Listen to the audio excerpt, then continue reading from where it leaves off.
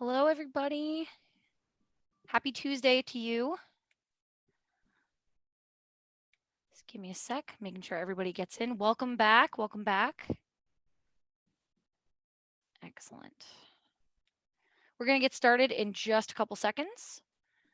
I just want to make sure everybody is let in. Awesome. Awesome. Here we go. All right. Awesome. Hi, guys. Welcome back to Facts-Based World Building with your host, Moya McTeer, right above me on my screen. I introduced myself last week, but just in case anyone here wasn't there last week. My name is Rue. I am brand new to the experience team at Atlas Obscura, and I'm your moderator today. I'm going to be your moderator for the rest of this series.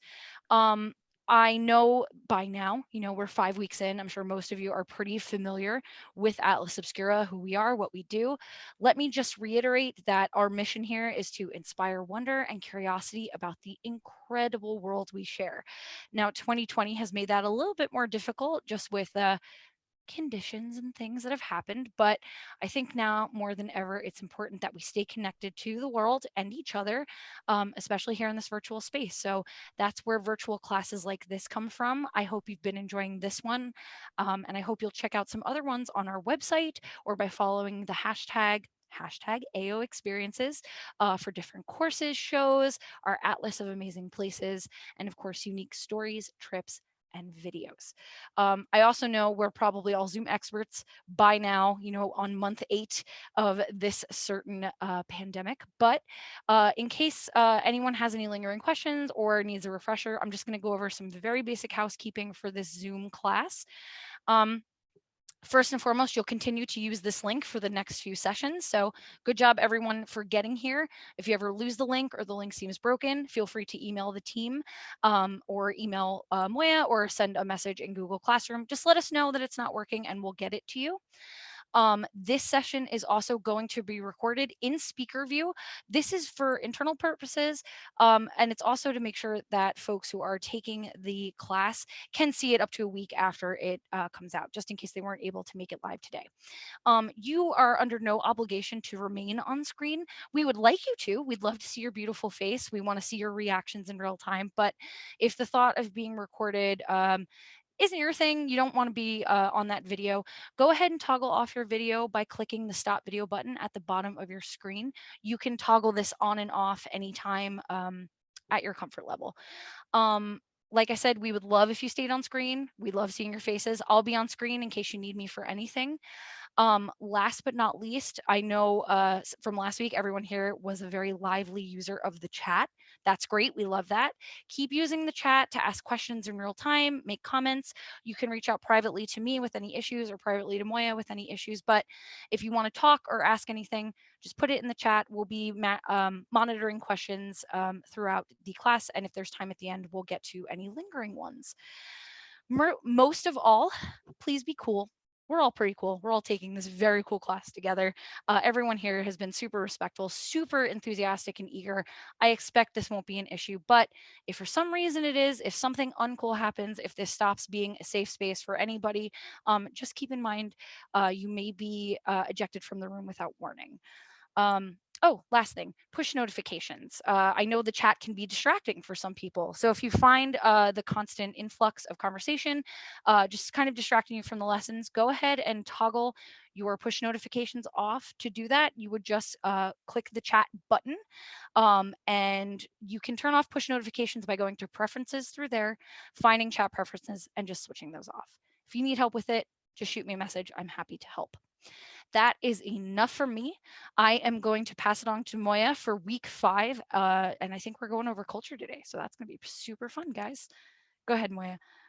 Thanks, Rue. Yeah, today is all about culture, the introduction to culture. If you remember what I said in the introduction to world building lecture, I said I focus on 3 different areas: environment, biology, and then culture. And the entire second half of the course is devoted to different aspects of culture. Today, we're just going to be introducing it, wetting our whistles. Is that a thing? Just like getting a taste of what culture is, what it means to construct a culture from scratch. And then the next 3 weeks of the class are going to focus on religion and mythology, and then advancement of science and technology, and then finally politics and government. But let's get started. First, how could I forget? With lighting the world building candle. I'm going to look at some of your answers to the icebreaker. Writing club with Megan.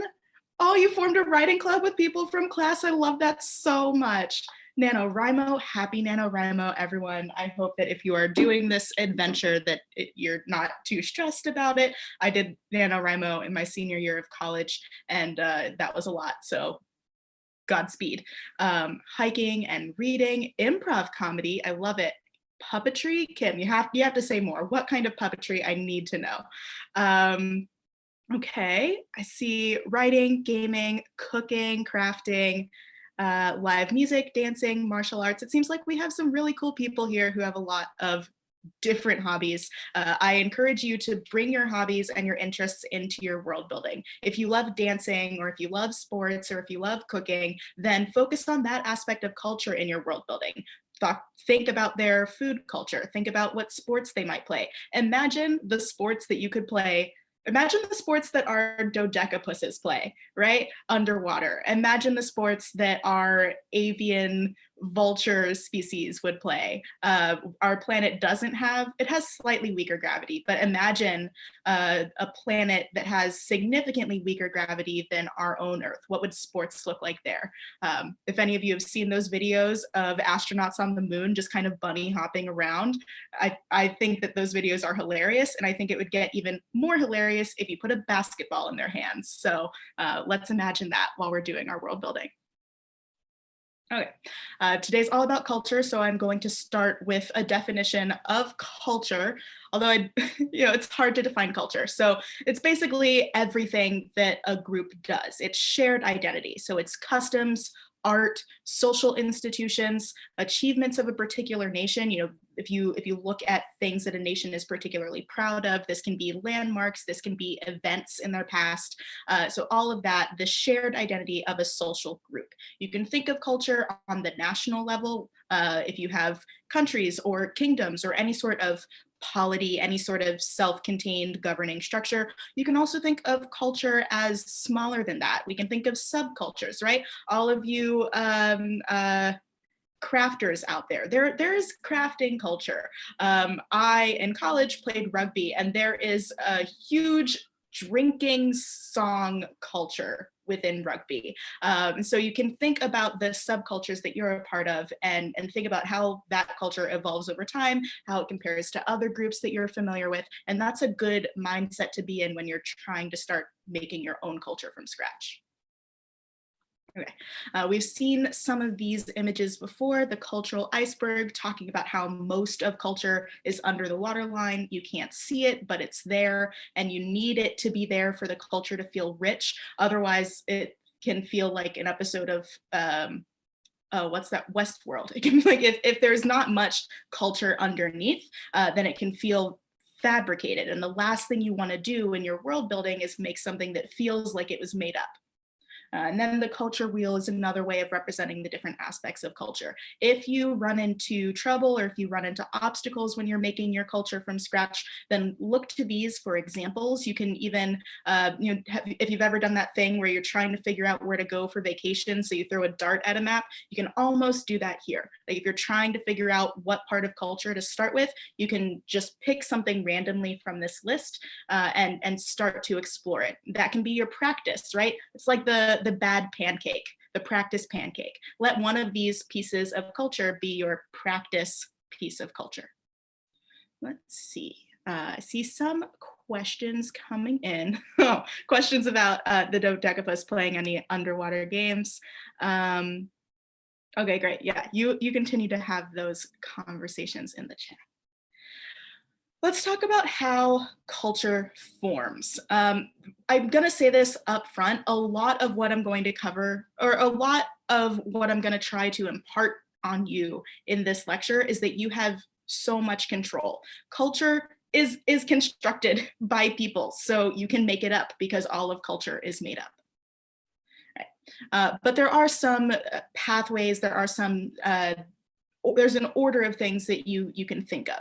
So culture is about what people do and about what they believe. So what your life forms do depends on what they need. Remember when we were in the biology lecture, we were talking about what do your life forms physically need to survive? Do they need to eat or drink? Not everything does, right? If you are dealing with plants, if they're sentient plant people, then they don't have to eat the same way we do. Do they need to sleep? Do they need to reproduce, or do they reproduce asexually with horizontal gene transfer? Remember that, like bacteria do. So what your life forms do in their everyday life, the things that they actually do in their culture, depends on what they need. You can think of this in terms of Maslow's or Maslow's hierarchy of needs. And so if you look at this pyramid, this tells you what humans need to survive. And this is based on humans. So if you're dealing with a totally other species, you can absolutely rely on this if they're human-like, not necessarily in looks, but in their brain. Or you can make up your own hierarchy of needs. I think that's a fun exercise. So at the base is physiological needs, the things that you physically need, like food and water and shelter to survive. Without those things, you can't be a person. Moving up the pyramid, moving up this hierarchy, you get things that move away from survival and more towards what it takes to be happy or self-actualized or feel like you've reached your full potential. And the cool thing about societies as a whole is that they move up this ladder over time. So if you think about where humanity was 10,000 years ago, we were trying to figure out, how do we get enough food to eat? How do we create shelters to live in? How can we find clean and reliable sources of water? The discussion in the chat is really exciting, so I'm just gonna okay. And then as you move further up the ladder, you start talking about friendship, relationships with other people. Once we get over the me versus us thing and we form groups, then we have to form meaningful relationships within those groups. And my personal opinion is that we are, like, as a society in the US, we're like between the yellow and orange, because at the self-esteem level, when you're talking about confidence and you're talking about inclusion, I think all of the inequalities that we have in our society are things that we will address to get to that part of the pyramid. So even in the US, not everyone, the entire world, actually, I'm not going to make this US centric because not all of you are in the US. So in the world, I think that we are still moving up this ladder. And so when you are making your own world, think about where you want them to be on this pyramid. Do you want them to be thinking about survival? Do you want them to be thinking about intergroup dynamics? Do you want them to all mostly just be thinking about how they can be the best version of themselves? All of those are problems. All of those are valid, but they're different problems and they have to be faced differently. Okay. So that's what they do. Now, how do they do it? The way that they do those things, the way that they eat, the way that they drink, the way they dress, the way they build their homes, that depends on the resources they have. So for example, if you look across the world, you see that people have different characteristic cuisines. That's because people in different parts of the world have access to different plants, spices, animals. That's going to determine what types of food they eat. So resources determine how they do it. Also the obstacles that they face. So I remember one person in the Google Classroom was talking about nomadic cultures. If you have a lot of unpredictable volcanic eruptions, for example, or any sort of natural disasters that can come at any time and can wipe out civilizations or settlements, you're probably not going to have a widespread culture of settling down. You're probably going to have more nomadic people. And continuing on last week's theme of bringing in books that I have lying around my apartment, I have this book called Genghis Khan and the Making of the Modern World by Jack Weatherford. And this talks about the Mongolian Empire and how as a nomadic society, they went around. It talks a lot about their culture. So if you're interested in that, I recommend it. All right, so that's how they do it. Depends on resources and obstacles. And then the manner that you do it in. So if you can imagine a society that, or two different societies that do the same thing, right? Like they eat, they sleep, they have festivals, they have holidays, but maybe one society is really aggressive in the way that they do it, and another society is really logical. In my head, I'm thinking like Klingons versus Vulcans. So like the manner that people do things in depends on what they value. And so this, I think, is the most important thing you can do to set a foundation for your culture when you're creating it from scratch, is to think about what they value. And there are a lot of different ways that you can approach this, but I earlier this year did an interview with Allison Lors, who works at Wizards of the Coast building their worlds for their digital games. So she knows a thing or two about world building. And I asked her how she starts all of her worlds. And she said that she thinks about moral foundations theory. I had never heard of it before. So then I looked it up and I was like, wow, this is really cool. I want to start my worlds like that too. And now I'm going to, share that with you. How can you start your worlds with this? So moral foundations theory is a theory from a group of psychologists, social, clinical, evolutionary psychologists, who decided or found that a society's values and their norms are all based on a set moral code that we intuit, right? It's no one ever explicitly says what the moral code is. Sometimes people do, right? That's a lot of what religion is. It's stating explicitly what the moral code should be.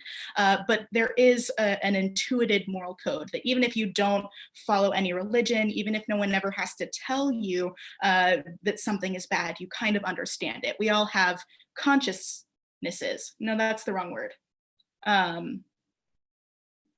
It'll come to me or it won't. But that shared moral code stems from a shared psychology. So this is conscious, yes. Thank you, thanks. So that shared moral code comes from a shared psychology. And it's not, like the psychology is physical, right? It depends on how our brains are made. So this moral foundations theory might be very rooted in humanity. But I think that if you are creating a world because you want to tell a story in it that you want other people to consume and enjoy, you're probably going to create characters that even if they don't look like humans, they kind of act and think like humans. So I think the moral foundations theory still applies. Or you can come up with your own thing. That's the joy of world building. You can just come up with your own thing. All right, so that moral code, that intuited implicit moral code, can be mapped onto a lot of different axes. And I think originally when they came up with this theory, there were 6 of them, and now it's expanded and there are at least 10. But they range in dichotomies, right? So you can map a society or you can map a culture in terms of care versus harm. So Jainism is an example of a culture that values care and will do anything they can to avoid harm. One of the fundamental tenets of Jainism is that you shouldn't hurt any living being. But you can map your culture on any or all of these axes. And so I'm not going to read them out for you because you can read them yourself, but I found this really helpful to pick out a few of them. I think it can get really jumbled and messy if you try to map your culture, your created culture, on all of these different axes, but pick a few of them that speak to you. Pick a few of them that you think are going to make sense in your world that you've created, and then like figure out which of the ends of the spectrum your society is closer to. If any of you have any fictional species or fictional cultures that you really love and you can see how they map onto any of these axes, I'd love to see it if you want to put those in the chat. Like I said, I know Jainism isn't fictional, but I can totally see how it maps onto the care versus harm. Is there anything else I can see? Yeah, if you have any ideas or if you know of any examples, then I would love to see some of those. Okay. It's important to remember that culture isn't static and it changes over time. There are a lot of different things that can initiate cultural change. They can change because they adapt to the availability or lack of resources. So as you can think of switching to renewable energy as a huge cultural shift, because it will require a huge cultural shift of what we value, what we do with our time, the jobs we work. That's going to be a big change. And it's because of a lack of resources. You can also adapt to innovation. You can adapt to new technologies that people invent. So the advent of farming is a good example of this, because before farming, there were mostly nomadic hunter-gatherer lifestyles. And then after we figured out how to farm things, which blows my mind every time I think about it, the fact that we learned how to farm. But after we did that, it created an opportunity for a more sedentary culture. And I'm going to bring this book up a couple of times, but this book, A History of the World in 6 Classes by Tom Standage, is it actually went through this advent of farming culture by describing how it relates to beer. So if you are interested in beer and alcohol culture, and if you're interested in learning about this transition from nomadic hunter-gatherer style to more of a sedentary agricultural style of culture, I recommend this. It's a cool new perspective. Yeah. Cultures can also change because of new input. Remember, we talked about evolution happening through migration, when people migrate and bring their own genes and add them to the existing gene pool. I mean, culture is exactly the same way. As people migrate and as they interact with each other, they'll share parts of their culture. And some of those parts will, some of those interactions will go poorly, some of those interactions will go well, some of those interactions will only lead to a merger of culture many, many, many years down the line. There are a lot of ways that that can go, but that is one way that culture can change. We've also seen plenty of examples of this throughout history, of cultures getting dominated and wiped out through conquest. I'm not going to ask us to list those because that would be sad. But one cool thing about folklore is that people who are actively being oppressed tend to hold on more tightly to their folklore, because holding on to that shared identity that they have, those shared traditions and knowledges that they have with the other people who are members of their culture, that helps them resist the oppression. And so when you can look at different examples in history of groups being oppressed and dominated, and you'll see that that's often when they put together their big collection of stories, like the Book of Kells or the Eddas in Icelandic culture, in Norse culture. Cultures evolve. There's this theme of culture evolving just like biology does. So they evolve as they learn, and they move up Maslow's hierarchy of needs. So our culture has changed just as we gain new technology that lets us be exposed to other types of people so that we can learn more about how other people experience the world. That's a form of learning that can actually, and we see it happening now, change culture. But basically, the really frustrating thing about culture and constructing it for yourself is that it depends on history and it influences the future. It creates these cycles and these feedback loops. So if you want to understand culture, I think reading history books is one of the best ways to do that. History and psychology books. And if you want to create your own culture, then yeah, read those books and construct a history for your world. Construct a political history, a literary history if books are important in your world, or if it's a literate society. Construct histories of art and food. Like, just come up with think of what has happened in the past. It doesn't have to be super detailed, but just like have an idea in your head of what's happened before so that you can understand, or you can create something that's going to happen next. Yeah, Michael's saying our culture's definitely going through a change right now because of COVID. Absolutely. I am so interested in what life is going to be like after this. I think it's going to change the way we work. It's going to change the way we travel, change the way we interact with friends and family. It's already doing that. So yeah, pandemics can change culture, or big dramatic events that we have no control over and that we can't really predict. Those are huge drivers of culture. Right. Some miscellaneous things that didn't fit in with the others. This is a short lecture, by the way, so we're going to have a lot more time to talk about culture and building up culture on our world. Remember when you are constructing your culture that nothing is a monolith. There will always be subcultures and countercultures. There will always be people who either disagree with what other people in the culture say. There will always be people who agree, but for different reasons, especially as your culture grows and becomes more complex, and it's harder to have shared identities and experiences across everyone who's a member of the culture. So your culture will become more splintered the larger the society is.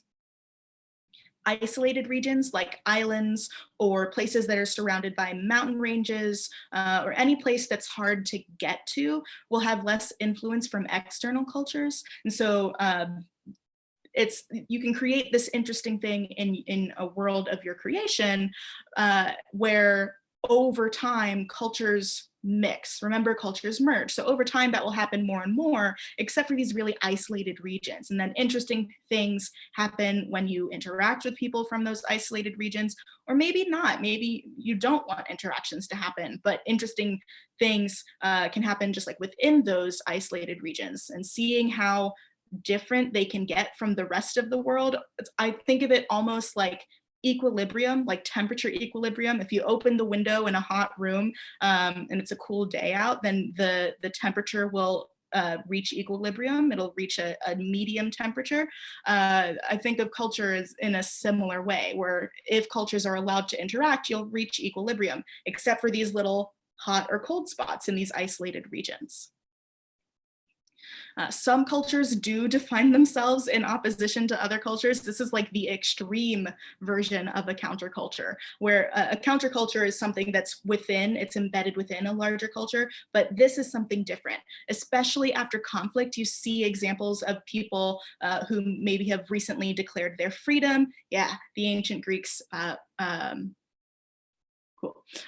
So people who have either recently declared their freedom, or people who have had a long history of strife and turmoil, or a long history of conflict with another place, they will often, like once they settle and once they define themselves, they'll say that they're the opposite of the culture that they don't like, or the culture that they've been fighting with. When America declared its independence, for example, we decided we wanted to have a president instead of a king. That's an example of something, of a culture defining themselves in direct opposition to another culture after conflict. And I said this before, culture is made up by people, it's constructed. So you can make it up and be like this weirdly happy guy on Survivor. I have never seen anyone smile that much on Survivor. But if you're going to make something up, and that's what world building is, when you're making things up, make sure that it's based in your world's reality. This is why you have to know the environment and the biology and the history of your world if you're going to make a culture. And you can use Earth history as an example. This is why I'm giving you book recommendations. A quick note about these book recommendations. These are it's not like I'm going out and finding the best books for these. I'm finding the books that I already have in my apartment. So this is not like an exhaustive list of reading material. This Earth history link takes you to a YouTube channel called The French Whisperer, which I discovered over the summer, and it's an ASMR channel, but it's this guy, the French Whisperer, I don't know his actual name, but in an ASMR style, he gives like 2-hour-long information lessons on different topics. So someone in the Google Classroom asked about fashion. He has a 2-hour-long video about the history of textiles and fashion in the world. He has videos about so many different topics. So I'd recommend going there, especially if you like ASMR. I enjoy falling asleep to these videos, which is counterproductive because then I don't actually learn any of the material, but oh well. Well, yeah, we had a quick question from Evan. Yeah. And, good question for me too. How do we click a link that is embedded into your presentation?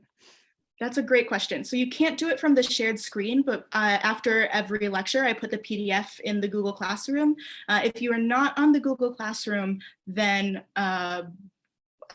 do we also have an email list, Rue, that we can send things out on? I have a link right to Google Classroom here. So what I would recommend is absolutely, absolutely getting in there if you're not already. As far as an email list goes, I think that actually falls to you, Moya, as the instructor. So Oh, they should be able to reach out okay, to you great. directly. Again, Yes. I'm going to share that link, but either way, you'll be able to get that sweet ASMR channel link ASAP.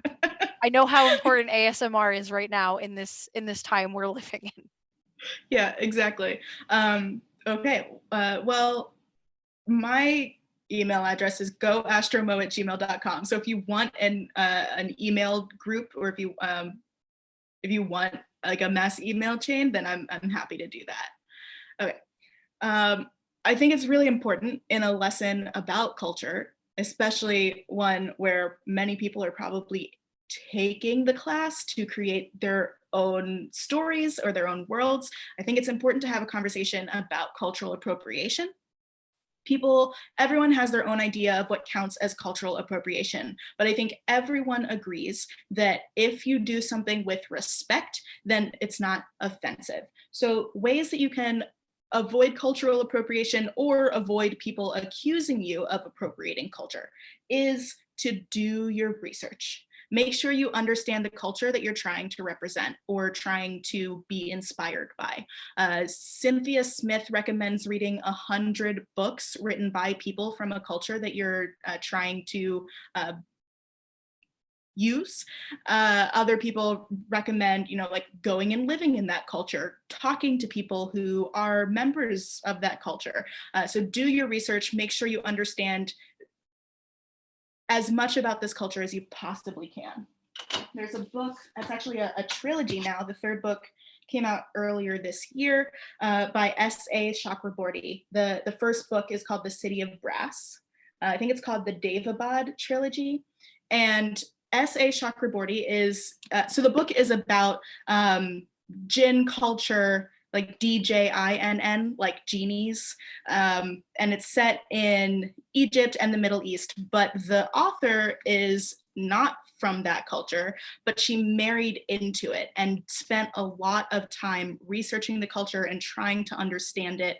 And this book, this author has been kind of lauded as one of the people in recent memory who did the best at avoiding cultural appropriation when she easily could have fallen into that trap. Another way to avoid cultural appropriation is to hire sensitivity consultants or readers. Sensitivity consultants will work with you before you write the story when you're still in the planning stages, and they'll help you figure out how you can frame certain things or how you can develop certain characters or plot points so as to be more respectful of other cultures. And sensitivity readers will actually go through your manuscript or your story or whatever you have for them, and they'll work with you to figure out, where are you dipping into cultural appropriation, where are you doing a good job. Hopefully, if you they'll tell you where you're doing a good job too. And then the third way to avoid cultural appropriation is to avoid cherry picking. So cherry picking is the idea that when you are looking for inspiration for your world, you just find the coolest things. So maybe a dance style that you really like, or a hat that you really like, or a particular food that you really like. These tiny kind of surface level things, the things that would be at the top of the cultural iceberg when you pick those. I would, instead of cherry picking, I would recommend transplanting. So don't just take the fruit, take the entire tree. And what I mean by that is, instead of just looking at this one style of dance, understand how that style of dance came to be, understand what it means to the culture, understand why this dance in this place at this time. And so those are like the branches and the trunk and the roots of this tree that you're trying to transplant. And once you do that, if you take all of that with you and include it in your world, then not only is it avoiding cultural appropriation, which is great, but it's also better world building because it feels richer. It has more of a coherent base. If you transplant the whole tree and you are talking or you're thinking about what influences this, I'm going to stick with the dance style example, then you can create other parts of your imagined culture that come from the same roots. Then everything will fit together better. I hope that made sense. But if not, here's a nice GIF that shows you how you can repot something. Is evolving a culture? Okay, you have a question here about appropriation. So Michael asks, is evolving a culture into the future a kind of appropriation, or have you made into something different? That's a really great question. I think to evolve something into the future, you have to know where it comes from. So you still have to do your research and you still have to avoid cherry picking. So I think if you do those things, then it's not appropriation. But if you do just take like this one style of clothing and you project like what it would look like a few hundred years in the future without really understanding why that clothing is important or why it was created, then yeah, I think that would be appropriation. But again, everyone has different ideas or definitions of what cultural appropriation is. All right.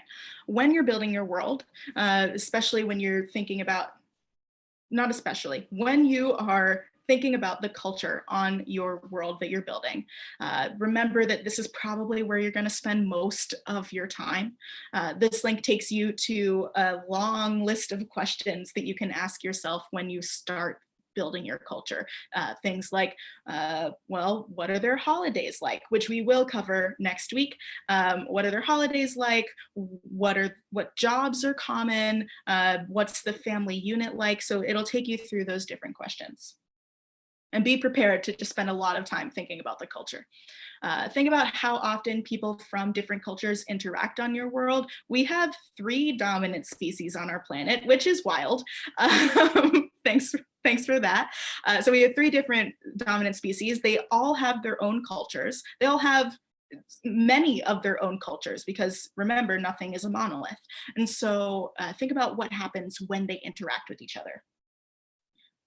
The way to inform what happens when they interact with each other is to first think about what stereotypes they have for each other. These can be either both positive or negative stereotypes. Just try to understand what people from different cultures on your world think about each other, because that's going to inform what happens when they meet.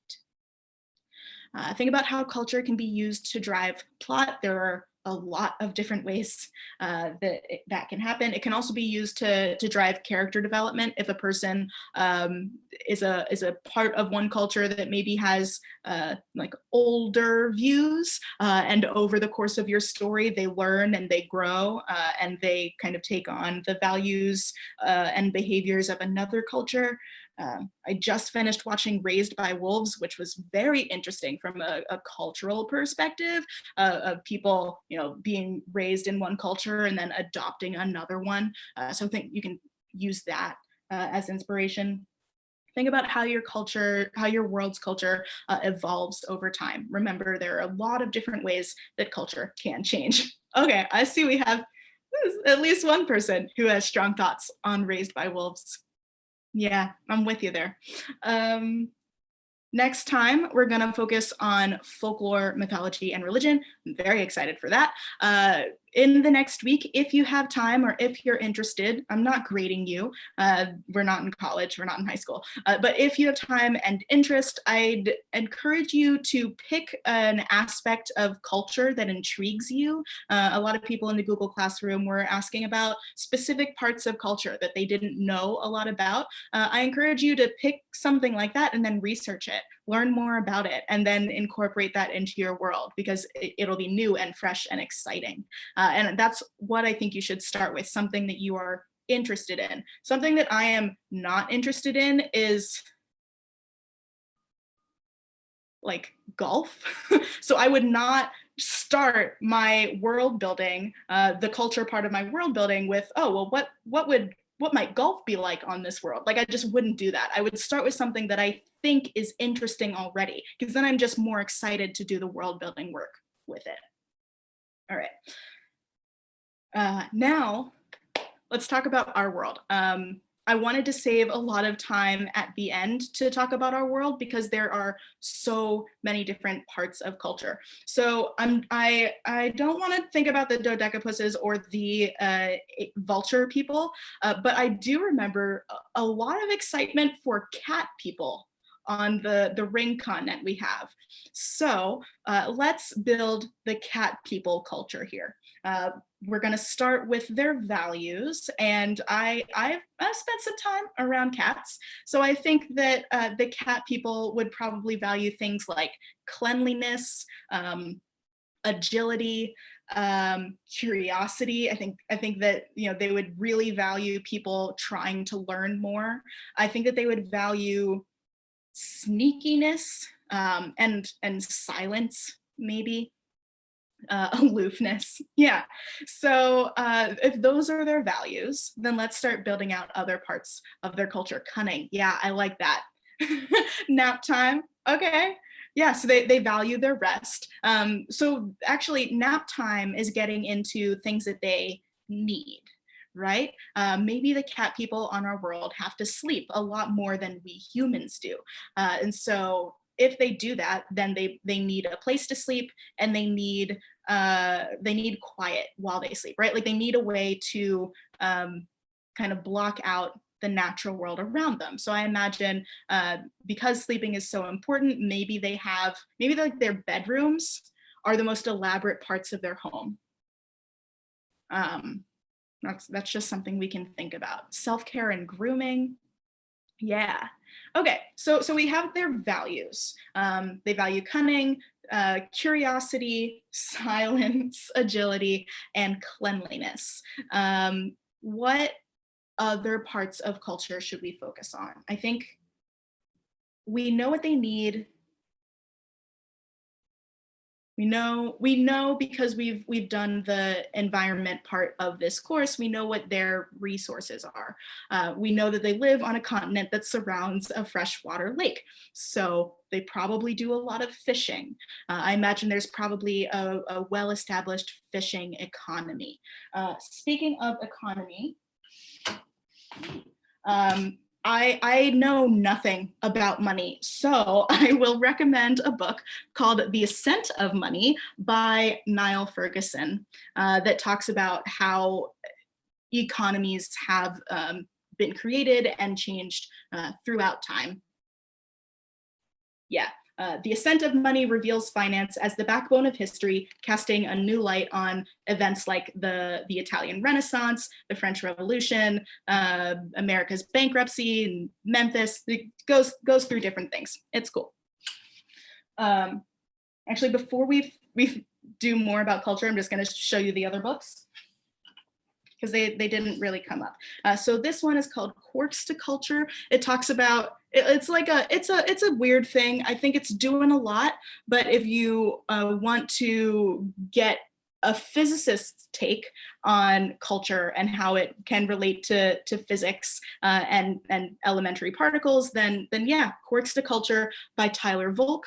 Lost Connections by Johann Hari is technically a book about depression, but so maybe don't read it if you're having a rough time, or maybe do read it if you're having a rough time. So the book is about depression, and it talks about the connections that humans have lost, connections to nature, close connections to other people, connections to meaningful work. And I'm bringing it up because I think it's a good list of things that are really important to us culturally: nature, human connection, meaningful work. I know those are the exact same examples that I just gave, but you can read more about them here. I'm going to post this list on the Google Classroom later. Creating a Learning Society by Joseph Stiglitz and Bruce Greenwald talks about education and how education can help you create a good culture from scratch. Although good is normative, and I don't know what kind of world you want to build, and I don't know what kind of world you think is good. So take this with a grain of salt, but I think it's an interesting angle to approach it from education. And Moral Tribes by Joshua Green talks about social creatures. As humans, we are social creatures. Many of the creatures that we create will probably be social creatures. And when you have social creatures, especially when they interact with people from other cultures, then you get these big clashes. And this book talks about what those clashes might look like, what the causes are, and how you can mediate them. The last book is Moral Tribes, Emotion, Reason, and the Gap Between Us and Them by Joshua Green. Yeah. Okay, those are all the books. Let's get back to culture. People are talking about the cats. I love this. Are the cats bipedal or quadrupeds? I remember someone saying they had 6 arms on the Google Classroom. We didn't decide that was canon, so we can do that now. The dodecapuses have 12 arms. So we don't have to decide now, but the cats have an even number of limbs. What parts of culture do we want to start with? You can name something in the chat, and then I'll brainstorm what I think that part of culture would be like. Language. Great. Thanks, Megan. So for their language, I mean, if you're writing a story, you will probably be writing the story in your own native tongue, and maybe it'll be translated. That would be awesome. But you're probably going to be writing the story in one language that these cats do not actually speak because they're not on Earth. So what you're probably going to end up with, if you want to incorporate language into your world building, is slang terms. Or place names of things in general. I did an interview with a fantasy author, Sophia Samatar, a few months ago, and she said that when she has to come up with names for things, she gets inspired by different languages here on Earth. Tolkien, for example, when he was creating Sindarin, was inspired by Welsh, so that the Elvish language is inspired by Welsh here on Earth. So take inspiration from languages that actually exist, and at least Sophia's method was to take sounds, to take phonemes that she liked and either rearrange them or use them in new ways. And she gave me one interesting nugget that I think would be useful to you. When you look at a map, there are prefixes and suffixes that you'll see over and over again. Things like wood. Anytime there's a forest, it's like Sherwood or whatever. Or even the name forest, you can have oak forest, or that's where I grew up. It wasn't a very creative name, but you can have these places have names that have repeating sounds. And so when you are coming up with a language for your world, or when you're naming things in your world, pick which sounds are attached to the places or the concepts. So have a word that means wood, have a sound that means like lake or water. That's probably going to be pretty important on our world. And then keep a list, almost like make a dictionary for yourself with these different sounds in it. Yeah, Jemison's really good at naming things. How all of the characters in the Broken Earth trilogy are named after, not all of the characters, but many of the characters are named after stones, types of rock. Okay, so that's language. I feel like I didn't actually answer your question, Megan. I was just like skirting around it by giving you extra information. What other parts of culture do we want to think about? Food, yes. Okay, yeah, I think that they probably have a fish-heavy diet, but they also have one source of fish. So I imagine they have a fish-heavy diet for a long time, and then they realize that they're overfishing the lake, and they have to shift. And that's going to be a big cultural moment for the cat people. I think that they might try to eat other things. Cats can eat other things. They'll probably start eating other animals if they get technologically advanced enough, like we do. Maybe they can even start making synthetic fish. I would love for there to be like an Impossible fish fillet on this world. Like the Impossible Burger, which is a burger that's not made out of actual meat. Yeah. Somehow we got to cat stoners in the chat, and I don't know how that happened, but I'm really excited about it. Okay, Noel says games. What games would they play? All right. So cats hate to get wet, but they live on a world that has a lot of water and a lot of moons, meaning that there are tides all over the place. So I can definitely imagine a game that like schoolyard cats would play, and like it's almost like they see who can stand on the beach when the tide is coming in for the longest, and the last person to leave the sand wins. Other games that they might want to play are, I mean, just think of things that your cats like to do, or it doesn't have to be that based on cats, but I think my cat, if he were a human, would be really good at playing soccer. And if they have six limbs, because he's really good at like batting balls around on the ground, and so if the cats on our planet do have six limbs, I would love to see like a soccer version where different members of the team designate specific arms that can't touch the soccer ball, but every other limb can, and each player gets to choose which limb is off limits. Mouse soccer. Oh, thanks, Michael. Love the puns. All right. What other aspects of culture? I love that you're also like filling it in. Sport hunting. Yeah, I think they should have tails, Amy. Yeah, I think our cat people have tails. Family values. Oh, Ian, that's a good one. Okay. We never really decided how they reproduce. And I think family values depends a lot on how reproduction works in a world. So, how many parents do they have? One, two, three, four? Justin, you just said four because it was the highest number I said. Four parents. Okay. So our cats have four parents. I don't totally know how that would work, but I do have a really interesting paper to send to you. The scientists at the Santa Fe Institute, which is this research tank, they published, or they wrote, it's not peer reviewed yet, but it's going to be, they submitted it to journals. They wrote a speculative science paper about a world where to reproduce, the species needed three people. So that was like three parents to every child. And so I imagine that four is also possible.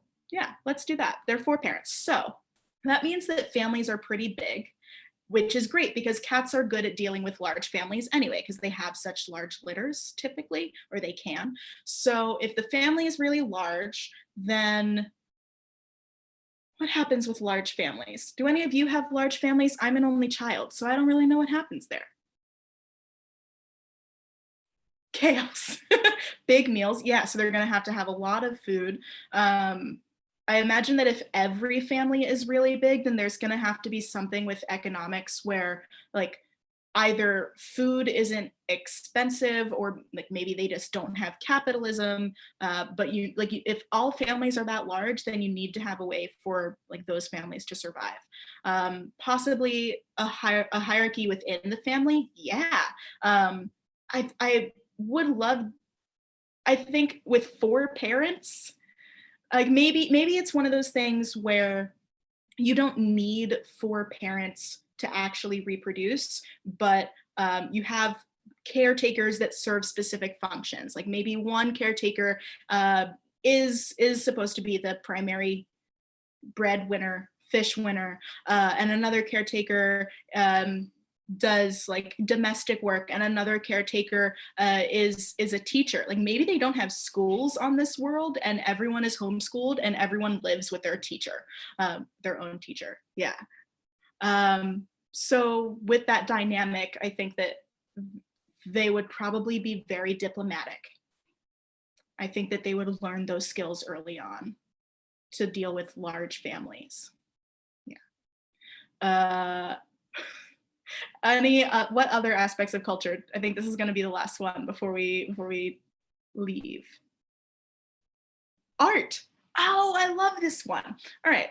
I think if they have six arms, I'm just saying that it's canon now. They have six limbs, and that means that they can do, I'm gonna take this art broadly and talk about music first. I think their instruments would be fascinating. With 6 arms, you can just do so many more things with an instrument.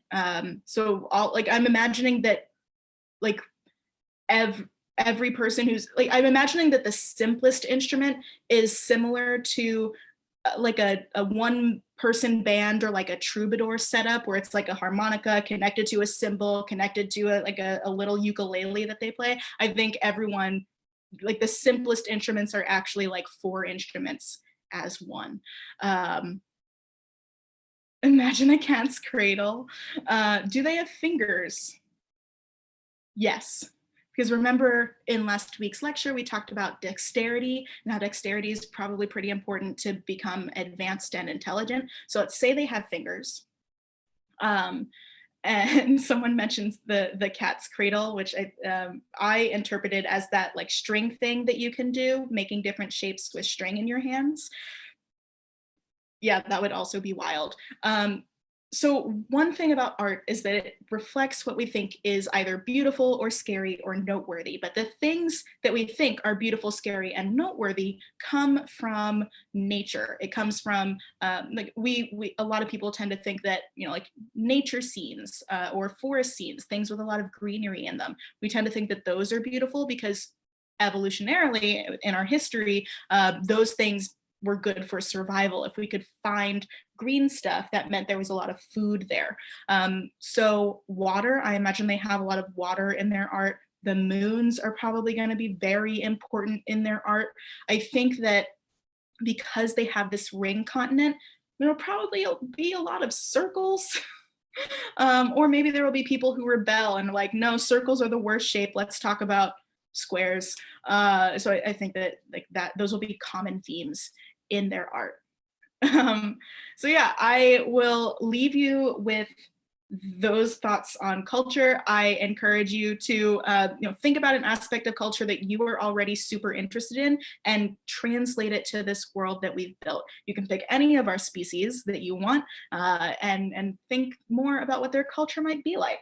But to get you started, there are a couple exolore episodes that I think are relevant to some of our species. So for the Dodecapus in the ocean, I did an exolore episode called The World of Matriarchal Squid. We imagined a squid species and what their culture and life might be like under an ocean. It was actually an icy moon that had a subsurface ocean, but same thing.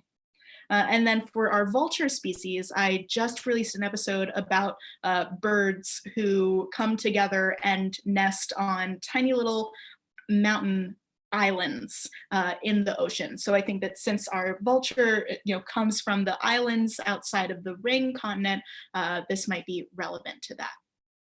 Yeah. Any questions in the last 3 minutes before we sign off? I'm also posting the Google Classroom link one more time. I know we've had a lot of links in this particular presentation.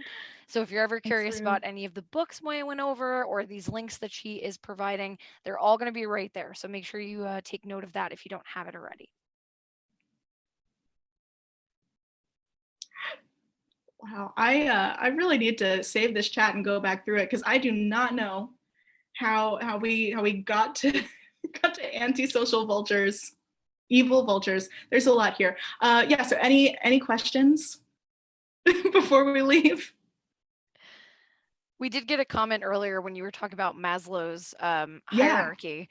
Ashley just mentioned that children of time spiders have an interesting sense of morality and culture, very different from ours, but becomes more human as they evolve. So just something. Spiders? Spiders, yes. I'm not familiar with the Nice. franchise, but it sounds terrifying to me. But yeah. That's really cool. Thanks for that. All right. Well, thank you for a great chat going on. Thanks for listening. Next week, we're going to be talking about religion and mythology. Feel free to send or to post your religion questions in the Google Classroom. I love the way you've been using those questions, by the way, to like ask me questions that I'll try to address in the class, but also I imagine some of you are using that to, kind of shout out to the rest of the students like what you're interested in about that particular topic. And I think that's great. Feel free to answer people's questions because you can reply to other students' responses. So if someone asks a question and you know the answer, feel free to put it in the Google Classroom. All right. All right. Thanks, everyone. Thank you guys so much for joining us again. We will see you right here, same bat time, same bat channel. This Zoom link, that Google Classroom link. Any other questions, feel free to reach out to Moya directly or Atlas Obscura. You're going to want to reach out to experiences@atlasobscura.com. But until then, from the bottom of my heart, thanks for joining us tonight. We hope you have a great rest of your week. I'll be here for another minute or two in case there's any questions, but have yourself a wonderful rest of your evening wherever you are.